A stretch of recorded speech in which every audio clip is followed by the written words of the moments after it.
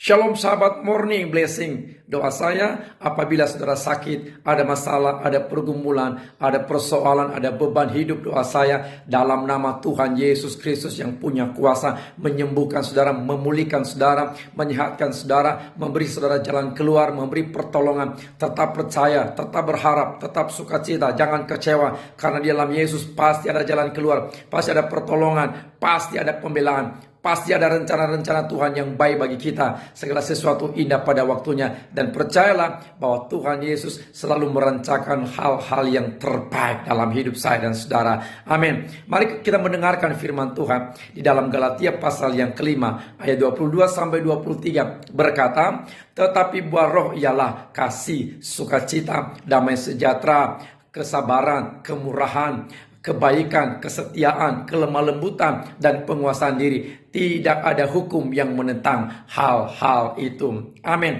Nah, dalam kesempatan ini saya membahas yang namanya buah roh. Ada 9 buah roh dan salah satu buahnya adalah kasih. Di dalam bahasa Yunani ada 4 istilah kasih yang sangat terkenal. Pertama, kasih eros, yaitu kasih antara pria dan wanita, atau diartikan sebagai kasih atau cinta birahi yang digunakan antara hubungan suami dan istri. Yang kedua adalah kasih philia, artinya kasih persaudaraan, kasih antara kita kepada sesama umat manusia.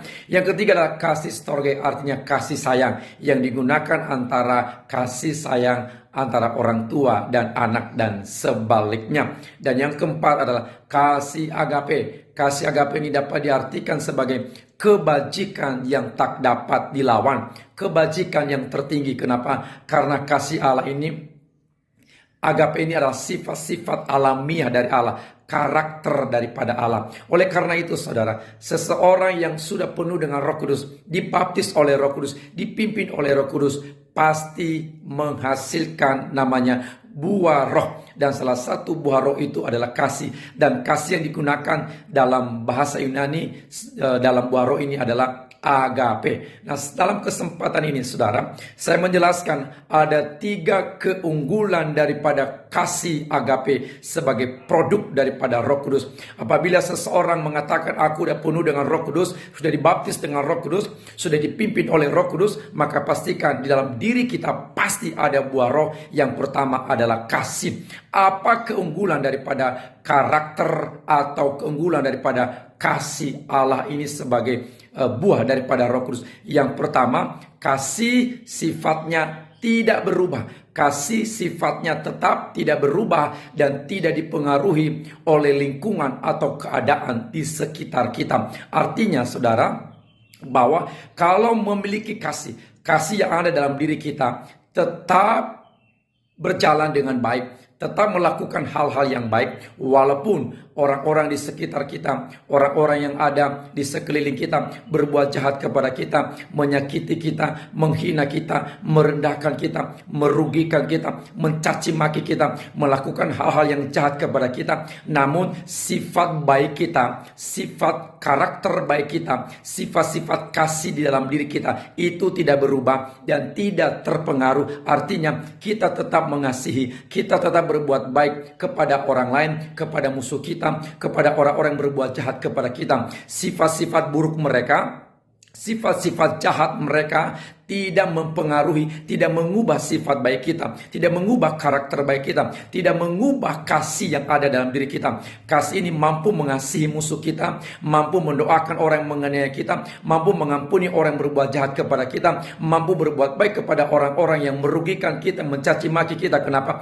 Karena kasih yang adalah buah roh dalam diri kita sifatnya tidak berubah. Dalam nama Yesus, kiranya kasih ini tetap ada dalam diri kita. Kasih yang ada dalam diri kita tidak membalas kejahatan dengan kejahatan, tetapi membalas kejahatan dengan kebaikan. Itu adalah keunggulan kasih yang pertama. Tidak berubah walaupun di sekitar kita berbuat jahat kepada kita, namun sifat baik kita, karakter baik kita, kasih dalam diri kita tidak berubah, tetap melakukan hal-hal yang baik, mengasihi, mengampuni, menyayangi sesama kita.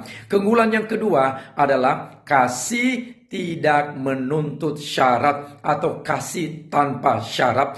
Hukum dunia berkata, kamu mengasihi aku mengasihi kamu. Kamu berbuat baik kepadaku, aku berbuat baik kepadamu. Kamu menguntungkan aku menguntungkan kamu. Kamu memaafkan aku memaafkan kamu. Kamu mengampuni aku mengampuni kamu. Itu hukum dunia. Tetapi kasih yang adalah buah roh dalam diri kita tidak punya syarat-syarat tertentu. Tidak ada syarat apapun. Kita mengasihi orang lain walaupun dia tidak mengasihi kita. Kita mengampuni orang lain walaupun dia tidak mengampuni kita. Kita tetap berbuat baik kepada orang lain walaupun dia berbuat jahat kepada kita. Kita memberkati orang lain walaupun dia mengutuk kita. Kita mencari kebaikan bagi orang lain walaupun dia merugikan kita. Itulah kasih tanpa syarat. Mengasihi tanpa syarat, mengasihi tanpa membeda-bedakan, mengasihi semua bangsa, mengasihi semua golongan, mengasihi semua suku, mengasihi orang-orang dengan latar belakang apapun, dengan latar belakang pendidikan, ekonomi, sosial apapun. Kita mengasihi seperti Yesus mengasihi semua orang, mengasihi semua bangsa, mengasihi semua golongan, mengasihi semua suku, mengasihi semua ras, mengasihi semua latar belakang apapun. Tuhan Yesus mengasihi semua orang dari latar belakang apapun.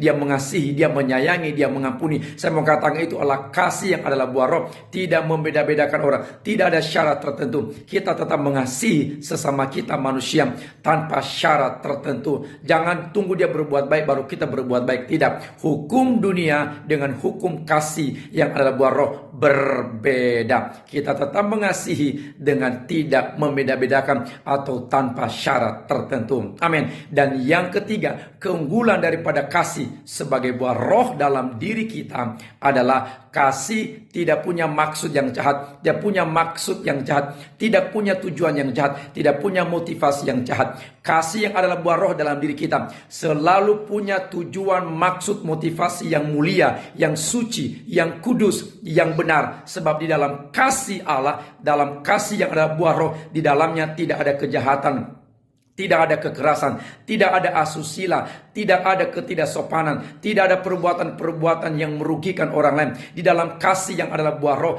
tidak ada keegoisan, tidak ada yang mementingkan diri sendiri, tidak ada perbuatan-perbuatan yang merugikan. Selalu di dalam kasih punya tujuan yang mulia, punya maksud yang baik, punya motivasi yang baik, punya perilaku yang baik, punya pikiran yang baik, punya hati yang baik, punya keinginan-keinginan hasrat yang baik, yang selalu mempermuliakan Tuhan, selalu menjadi berkat bagi orang lain. Oleh karena itu saudara, ini keunggulan kasih Allah yang ketiga. Di dalamnya tidak ada kejahatan, tidak ada kesepakatan yang gelap. Selalu tujuannya, motivasinya, maksudnya selalu baik, selalu mulia, selalu benar, selalu berkenan kepada Tuhan dan memberkati orang lain atau menjadi berkat bagi sesama kita. Oleh karena itu saudaraku, kasih Allah yang luar biasa ini sebagai produk Roh Kudus, saya berdoa hanya karena kekuatan Roh Kudus, hanya karena campur tangan Allah lah yang memampukan kita mempraktekkan kasih ini. Tapi doa saya, hidup dalam kasih, lakukan kasih, maka kita akan menikmati berkat-berkat Tuhan yang luar biasa. Shalom, Tuhan Yesus memberkati.